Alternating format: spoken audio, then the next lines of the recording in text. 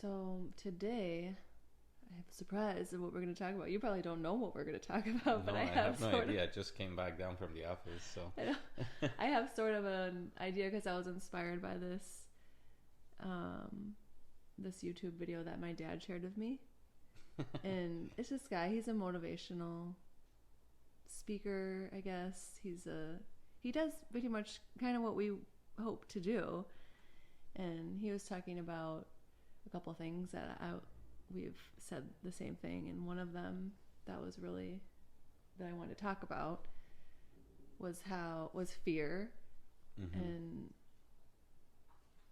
what I've done, at least for myself, when I feel like, holy cow, I'm just jumping off a cliff right now. And I don't know if for you it's really helped as much for me, but I like to actually imagine the worst case scenario. And this guy was saying this is how he helps people, because he's like, okay, well, let's sit down and think about it. What is going to happen? What's the worst thing that could happen? And let's actually think about it happening. And he was like, am I going to go bankrupt? I'm going to lose everything. And he had a situation that was very similar, where they were thinking, oh, we're going to lose our house. We're going to lose everything. Because he's been through, right now he's really successful, but you always go through ups and downs. And he was talking about his own experience, and they started imagining that worst case scenario. And then he was like, it's sort of funny because once we went there in our minds and really lived through it in our minds, it was like, oh, I actually don't mind if that would happen anymore. I would like that to happen. Like, he wanted to lose everything so he could start over. It was funny. So, I don't know. That's something I do. Yeah, I don't know if that works a lot for me though. Why doesn't it work for you? I mean, because my worst case scenario is pretty bad. Like, I go to going back to Argentina, or like, yeah, this scenarios of like being extremely poor. Yeah. Like my and I'm saying like a lot, but my point of view, like, I've seen what I haven't experienced it myself, luckily, but I was close to experience it myself. I've seen people, and I've been friends with people that sometimes like really didn't have anything to eat.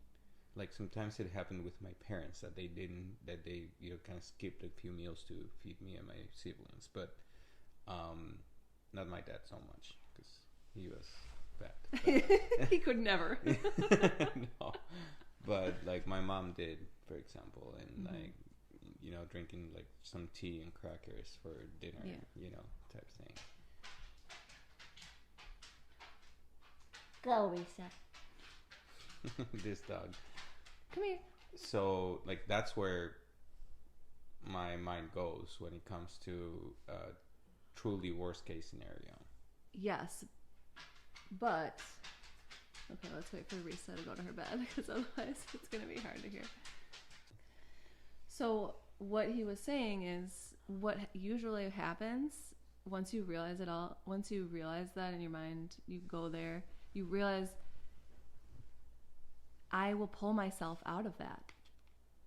I will be okay because of who I am. So it's surprising to me that you still think, when you go to those scenarios, that you would be stuck there. That you would actually be stuck in that, even worse than your childhood. Like, that's the worst case scenario for you, even worse than that. And you think that you would be stuck there. Because when I go there in my mind, I'm like, oh, well, I'll just fucking do it all again then. I guess I'll just start over and make another business, or I'll think of something else. If this wasn't the right thing, then I'll just figure it out and do something else, because I'm full of ideas and full of creativity. And I trust that about myself.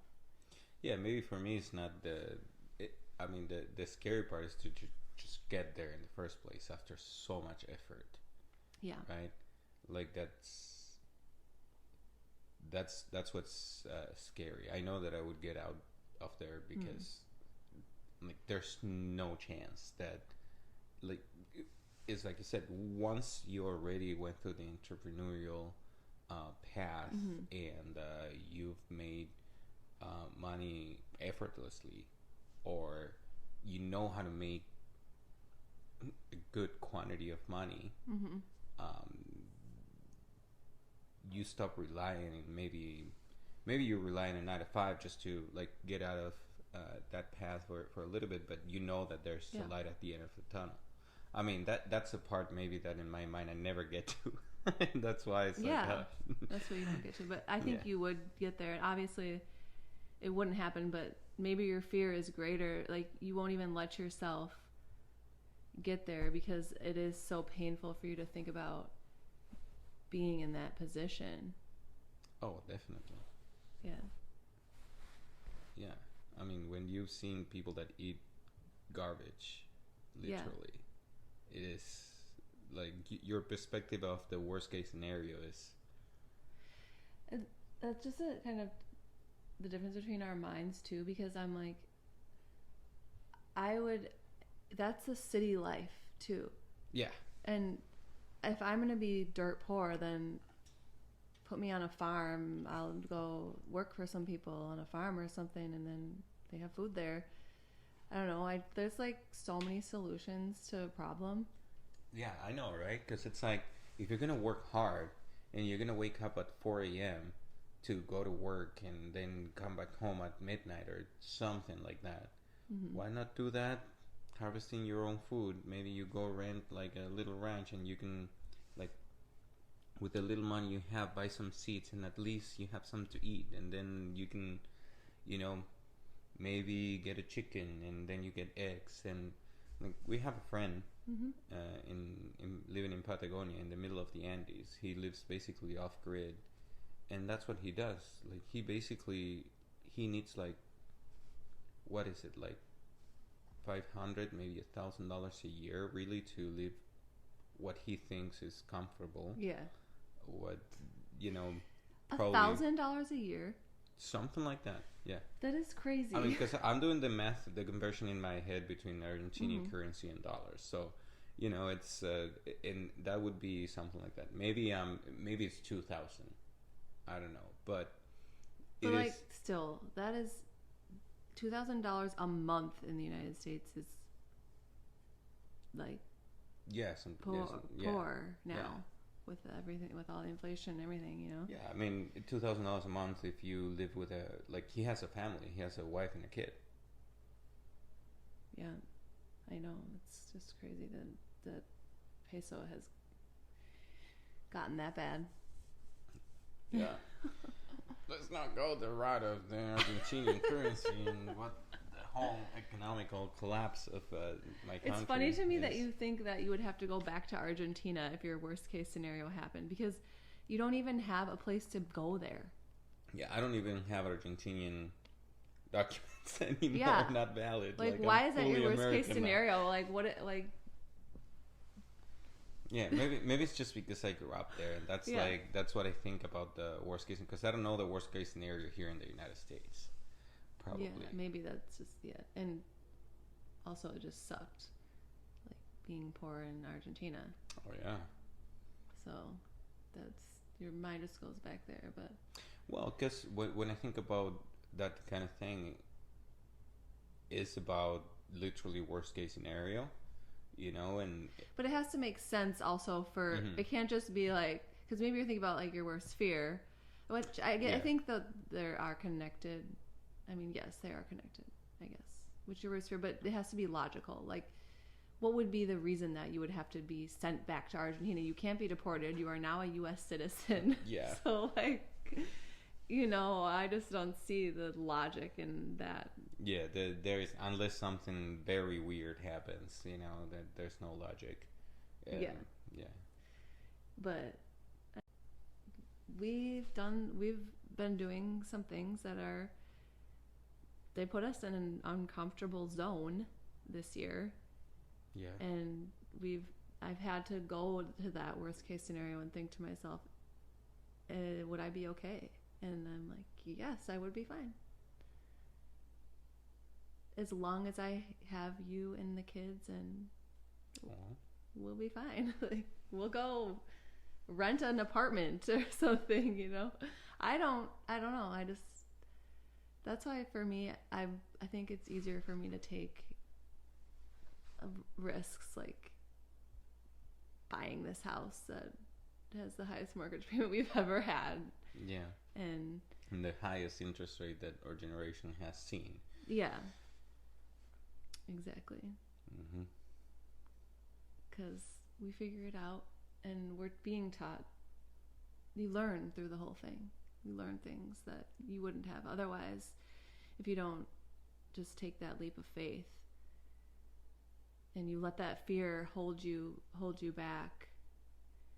You can't get to the next level, because it's not like people out there, the big guys like Alex Hormozy and all these successful business people. It's not like they never felt scared. They all were in that position. They all went through the same type of situation. Mm-hmm. Where they felt like, oh shit, like, am I gonna lose it all? Yeah. There's always that risk, like at the highest level, that you can go from being a billionaire to being literally on the street. Yeah, but that's the thing, is that, speaking of Alex Hormozy, he told a story one time about a man. There was two men, and they were both billionaires. And they both lost all their money. One of them inherited their money, and the other one had made all their money themselves from the ground up. And the one that inherited it didn't make it back. And I think these were real people. So the one that inherited it didn't make it back, and then the other one moved to the U.S. with nothing and made it all back within a short period of time, because billionaire of the mindset. Or millionaire? I don't know. These were like really rich people in like Dubai or something, I think it was. Mm-hmm. I think he has, I'm not gonna say because I have no idea, but I just thought that was so interesting, because the money comes from within you. Yeah. With your ability to create abundance. Yeah. It's skill more than actually having the money. Skill and just mindset. Mm-hmm. So it's about trusting in yourself, and obviously I think everyone's on that journey. Yeah. Nobody completely is like gets there, but well, and that's something that you have to give to the immigrant community, for example. mm-hmm. We see the opportunity and appreciate all the opportunities in the United States. Mm-hmm. Like, that's why there's people that without documents, and sometimes without even speaking in English, are more successful than the average American that's born here. Yeah. Yeah, it's all in your mindset. It is. It is. When you see opportunity when other people can't even find it, can't even imagine it, mm-hmm. that's where you're gonna be successful. Like, it's just that simple. It's not even about, like, I know successful people in Argentina too. Mm-hmm. And there are successful people in Argentina. Is it harder? Yeah. So, like, it can be done. Yeah. Just takes, a different kind of effort, probably. Mm-hmm. Maybe a less conventional business, but here it's... Also, I feel like in third world countries, to think abundantly is so much harder. Oh, definitely. So that's why you're not seeing as many successful people, because the barriers to having those thoughts and feelings mm-hmm. that create that reality are very high. They're very high. It happens everywhere, though. I think it's a conditioning of either your social status or your sometimes subculture. I don't know. I don't want to sound like I'm bragging about it, but like people like me that come from that and like achieve, a high level of what I consider a lot of success. You know, I know that maybe for the United States it's not, but like for me, it's great. Like you feel better with like maybe a lower achievement. I, do you understand what I'm trying to say? Well, achievement is a number too. I mean, that's relative to, yeah. I mean, I get what you're saying, yeah. Yeah, I mean, because... Yeah, you could say, like, for you, your standard of success is lower than other people's because it was so far for you to get there. And for other people, it isn't. Yeah. Well, and I always tell you how appreciative I am of what I have. Yeah. And how much I look back and I'm like, damn, look at what I did. I know, but... Sorry, I'm tired. Another thing that this guy was saying on this podcast, that's something we talk about too, and we've talked about more and more as we have grown our business up, is like, what is our purpose? And in general, like humans, what are our purpose? And I've come to the realization on my own, it's to enjoy. And you could say like success is when you can enjoy your everyday. Yeah. It eventually, it's not about money or anything. Money gives you the ability to do that. It gives you more freedom. You can be a millionaire with a poor mindset. Yeah, exactly. I think that's something that's really interesting too, because when you think about it, when you're in survival mode, you don't have time to think about enjoyment. You just need to get to the next bill and make sure that you still have a roof in your head and food in your plate. Yeah. And that doesn't allow time to really think about what you would enjoy doing. Exactly. Yeah, and that's the next thing. And so he was saying how there's like your purpose and there's your mission. I was like, oh, I never thought about that way, because I consider my purpose, I always considered my purpose my mission, but you could separate them. Like your purpose is to enjoy life, and your mission is what you enjoy doing. Basically, what you could do every day. They don't seem that separate. Give you energy. I know they're not that separate, but like our mission is to help people enjoy life more. If you put it simply. Yeah. Maybe that's everyone's mission in a way. It is. And like that's what I was talking about yesterday when we were watching Joe Dispenza. Yeah. I think that there's just all these people out there saying the same thing in different ways. So somebody can understand it differently. Yeah, because everyone understands things differently. And it's the same thing. All these people are doing the same thing, and they're just explaining it differently, and they're helping people slightly differently, but they're all getting them to the same spot, which is to figure out what they're afraid of and what thought patterns and things like that are holding them back. And then what you need to change within you to experience a better life, or a more the life you're meant to. Yeah. Because the life you're meant to is the life that you're gonna enjoy more. Yeah. Right, and that's the path that we're on too. I mean, I always felt that I would do something in the realm of real estate, houses, obviously, because I am obsessed with houses and interior design. And I never figured out how I could, because I've always been into this area too, of just giving people ideas, helping them, and doing consulting.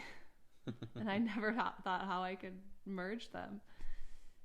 And it's just finally happening now. Yeah, it's coming together. Yeah. It just takes time. Yeah, because we had to go through all of that to get to where we are. You need the experience to be able to give people good advice, and you also need to be experienced enough to know when you don't know. Yeah. Well, when you talk about experiences, that reminds me of what I was telling you today. You know, about how like the path that we go through made it so we get here. And what I was telling you about going back to having this high mortgage. For example, the thought that we have is what most people in real estate recommend their clients, but you know, sometimes they're like, well, would you really do this? Which is like, this is the best time to buy a house because interest rates are so high that nobody wants to. When they go down, home prices are gonna go up. Right. And you're gonna have 15 offers, and you're gonna like remove all contingencies just to get the house, right?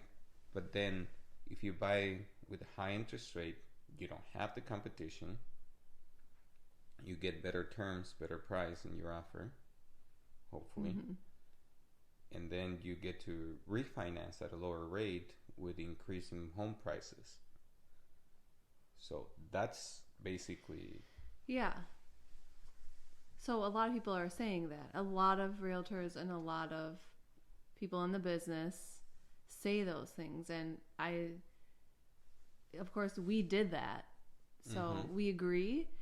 But at the same time, I wonder sometimes how comfortable a lot of those people would actually be doing that, because it's very uncomfortable.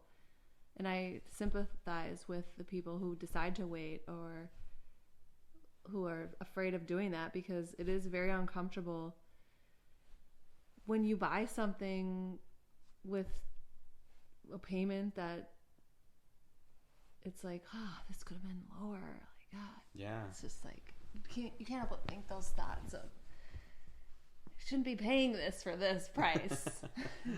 At least, I don't know. But this is the thing, though. Aren't you going to be happy?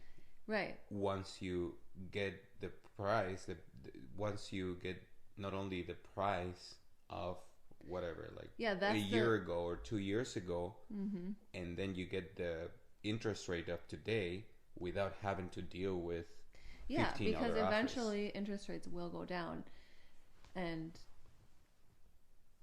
we made that choice as well, because we believe that home prices will not go down. They will continue to rise. And that's how we will be able to refinance.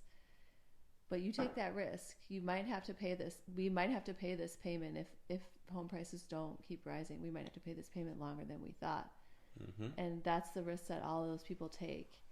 So it is a risk. Yeah. It is also a calculated risk, because the bank is not going to give you a loan that you can't afford. Right. I know. So it is different when you're self-employed, though. Yeah, it is. But for most people, you know, that are in a more normal job. Yeah. That is a little bit different. I guess. You're going to be so comfortable once you can refinance and get all that done. Yeah, that was what I was thinking about the other day. Is I was thinking, wow, if we could lower our payment $1,000, we're going to feel like that payment is so low because of the perspective now. Yeah. So we just made ourselves, when we pay this payment for, I don't know, a year or more, we're going to be like, oh, wow, we can afford like more than we thought, you know, because like obviously we like doubled our mortgage payment basically from our other homes or more, and it was almost tripled. Yeah, so that's what we're talking about, right? But it is a good experience, because once we're able to lower it, first of all, we're gonna feel like, wow, this is so low, and it's gonna be super comfortable, and then second, we're gonna be like, oh wow, we can we paid that for this amount of time, so we can actually afford that. Like, and we made it through. Yeah, and we made it through. So you kind of like test your own like beliefs about yourself, and you're like, oh shit, I can actually, maybe we'll move and we'll buy a house with that payment. No, we won't. Please. Marcos is like, oh jeez. I created a monster, but it is that thing where you are not given a choice anymore. You have to make that payment. Yeah, exactly. So it's like pressure to, you gotta do it, whatever you gotta do to make more money. Yeah. So It's it's 10:15. We've been talking for about 36 minutes. It's a good amount of time, and we are ready to relax a little bit before. It'll probably be a shorter podcast because we're going to have to edit some parts out, but yeah, that's okay. I'll do that. So we will be back next week, and hope you guys enjoyed our nightly candid conversation. We have these conversations all the time, and now we're just going to start recording them. Yeah, whenever they happen. Yeah. Why not? Sometimes I wish we record our phone calls too, because it's like, oh, we've been just talking about this. Like, it would have been great content for our podcast. We have to write it down and redo it. But yeah. With that being said, have a good week. Hopefully see you next week. Yeah. See ya later. Bye.